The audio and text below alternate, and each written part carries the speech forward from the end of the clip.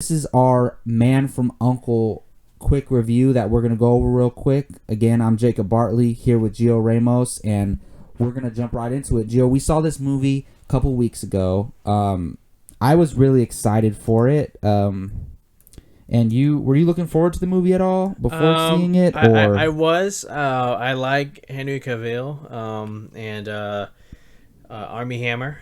So I wanted to see those two on screen together. And so I was pretty much looking forward to this.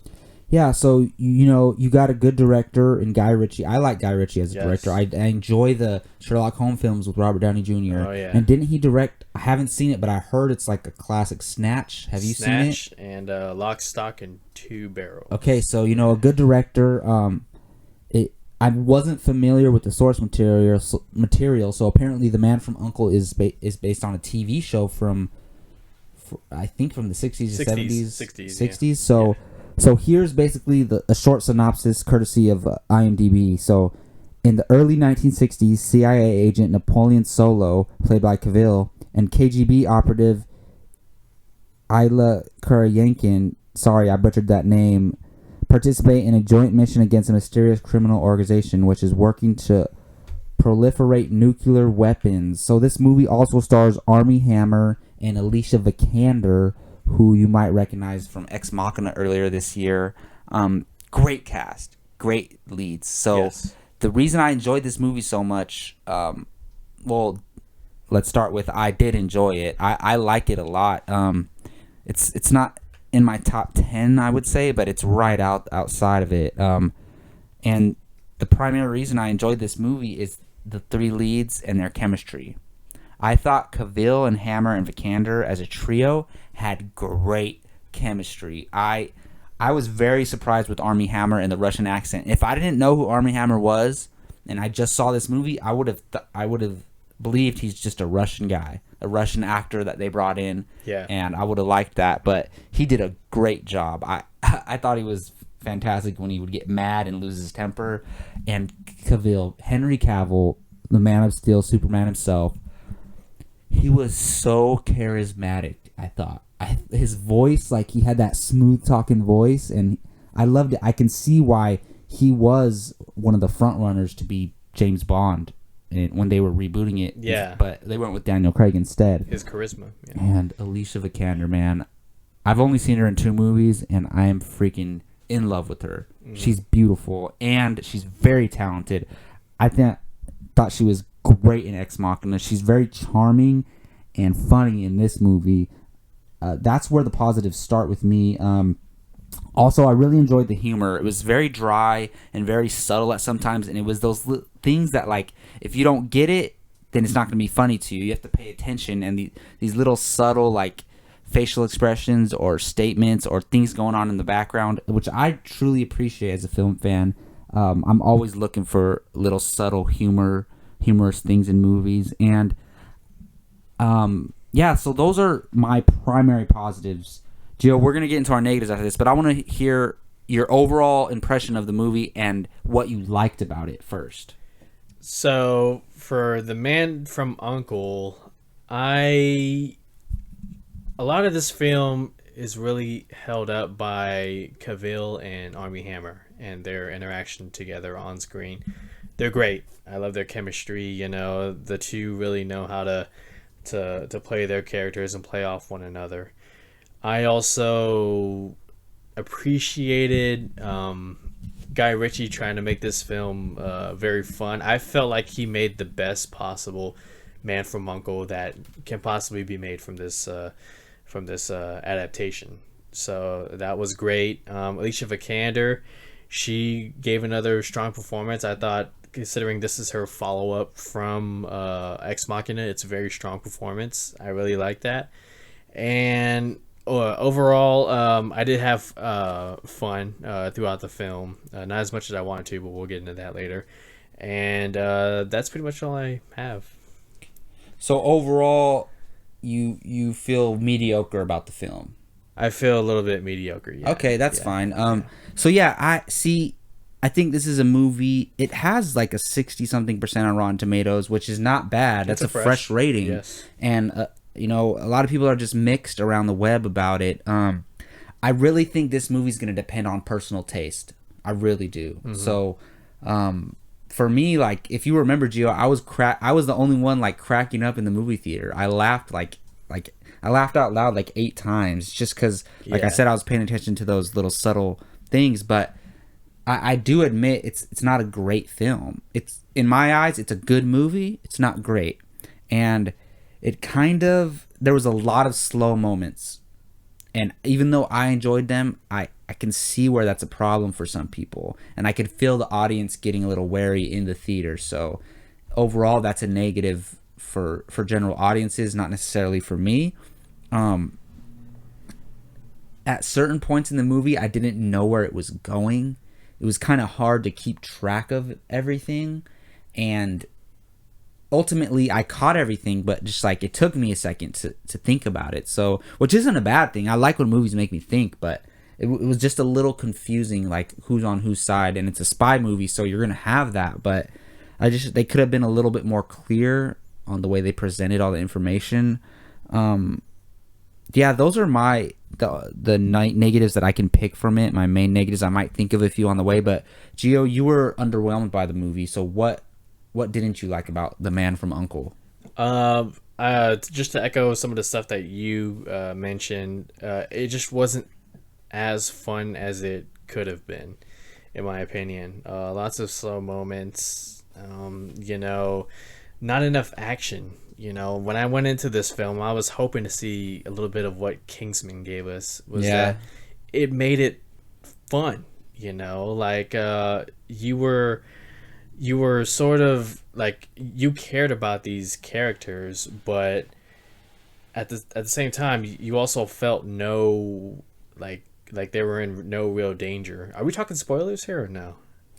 I mean, light spoilers.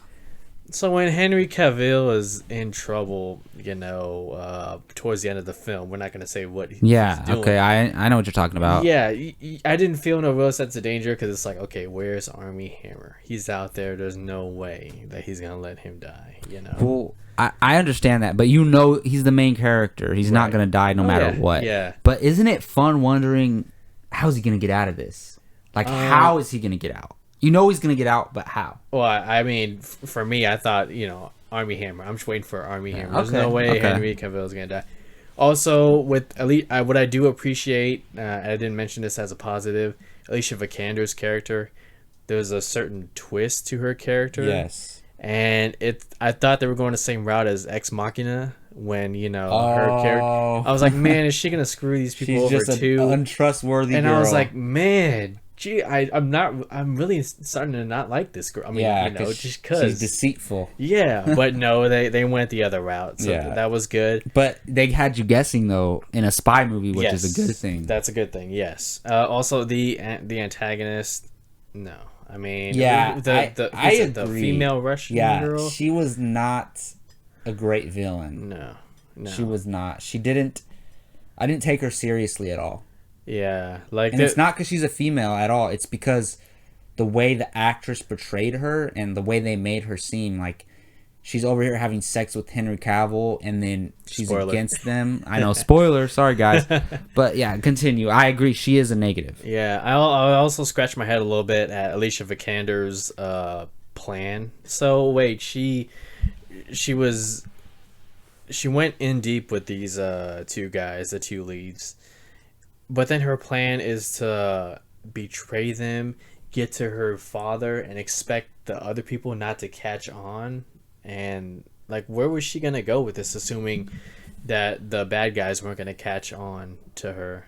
Like, well, you got to remember Hugh Grant's character was behind the scenes the whole time. As the British guy. And making sure everything goes right. And remember, she talks... I don't want to get into too many spoilers, but I see what you're saying. It was a little confusing. That's what I was talking about when they tried to... It was hard to keep track of everything. But it played out. But I think if you watched it again and paid more attention, like not just you, but I'm just saying people in general, that'll make more sense. Yeah. Yeah. I mean, it did play out, but I mean, on the logic side of it, it was just like, okay, all right, like, whatever. Yeah. So, other than that, I mean, like I said, it wasn't as fun. Now, this is labeled as an action adventure comedy. I didn't feel like there was enough comedy in the movie. No, I wanted this to be similar to, like I said, Kingsman, and whatnot. And Guy Ritchie, in the past, looking at his Sherlock Holmes movies, he gets his fun character moments out of people like Robert Downey Jr. or Jude Law. Their chemistry wasn't. Henry Cavill and Armie Hammer, their chemistry wasn't on the same level as those two. Yeah, and I that's agree. not a knock on the actors. That's just Guy Ritchie, not giving them enough to play with. I would say, because he also wrote the screenplay. He's credited with the co-write.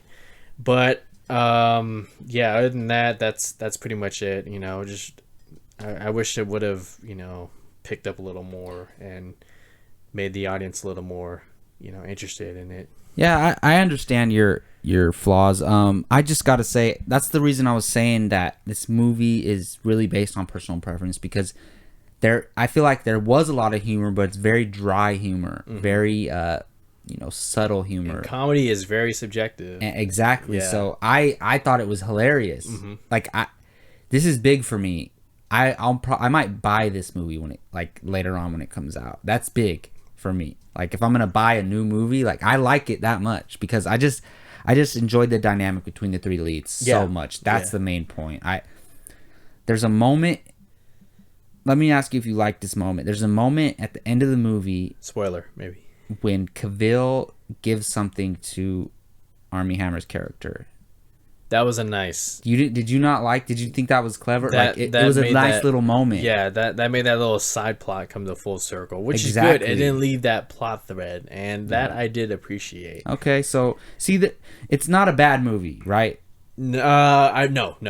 But it's not, in your opinion, it's not a good movie, but it's decent. It's a bad movie. I'm not saying it's a bad movie at all. I think. What did I give it?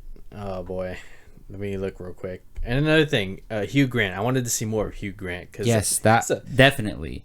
Well, here's the thing. I was going to ask you this. So the way the movie ends, they kind of try to hint towards a continuation of the story, correct? Yes. And it's probably not going to happen because of the box office return. Unfortunately, no. I want it to, though, because this was a nice way to bring the characters together. Don't you think their next adventure as a team, like a special ops team going on their own mission, don't you think their second journey could be a lot more fun? I think it can be more fun. I think you have to if you're going to do a sequel, let's just put the hypothetical, right? You need a better villain, first of all. Yes, definitely. You need a better villain. And the trailers, you need to sell it that it's going to be more of a more like comedy that appeals to a universal. Oh yeah, I agree. And definitely bring back with Guy Ritchie.